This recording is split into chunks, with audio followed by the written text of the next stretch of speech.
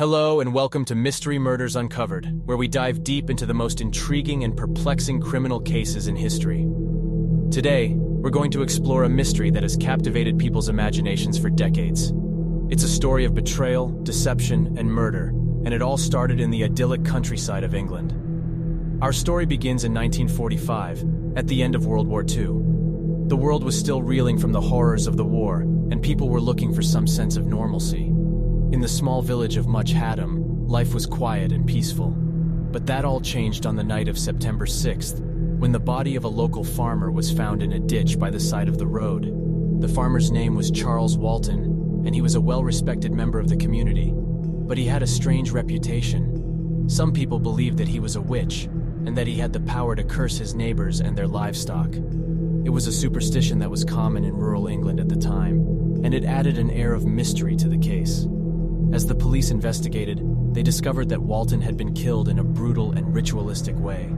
His throat had been slashed with a billhook, a type of agricultural tool that was commonly used in the area, and his body had been pinned to the ground with his own pitchfork.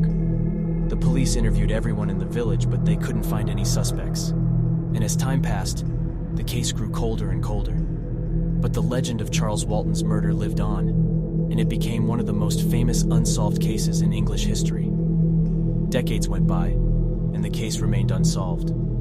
But in 2011, a historian named David Clark stumbled upon some new evidence that shed light on the case. Clark was researching a book about folklore in England, and he came across some documents that had been filed away in the National Archives. The documents contained the testimony of a man named Jack Hayward, who had been a young boy in Much Haddam at the time of Walton's murder. Hayward had witnessed the killing, and he had even spoken to the killer afterwards. Hayward's testimony was explosive. He claimed that the killer was a man named Alfred Potter, who was a fellow farmer and a friend of Charles Walton's. Potter had been convinced that Walton was a witch, and he believed that killing him would end the curse that had been placed on his family. The police had interviewed Potter in 1945, but he had denied any involvement in the murder. But now, with Hayward's testimony, Clark was able to build a case against him. He discovered that Potter had left the village shortly after the murder, and he had never returned. And he found evidence that linked Potter to the billhook that had been used to kill Walton. In 2012, the case was reopened, and Potter was posthumously charged with Walton's murder.